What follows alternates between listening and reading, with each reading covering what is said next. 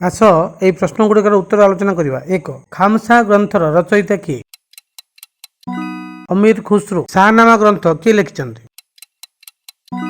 फिरदौसी। किताब उल रेहला এই পুস্তকটি কিଏ লিখিছন্তি?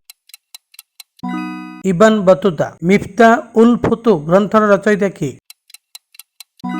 अमीर खुसरो। मुल्ता उल अनवार पुस्तक किए लिखिछन्ति? अमीर खुसरो। आईना इ सिकंदरी पुस्तकर रचयिता किए? अमीर खुसरो। हस्त बिहिस्त पुस्तक किए लिखिछन्ति? अमीर खुसरो। शिरीन खुसरो पुस्तकर रचयिता किए? अमीर खुसरो। तारिक इ फिरोज शाही पुस्तक किए लिखिछन्ति? शाम्स इ सिराज आफिफ। फुतुह उस सलातिन पुस्तकर रचयिता किए?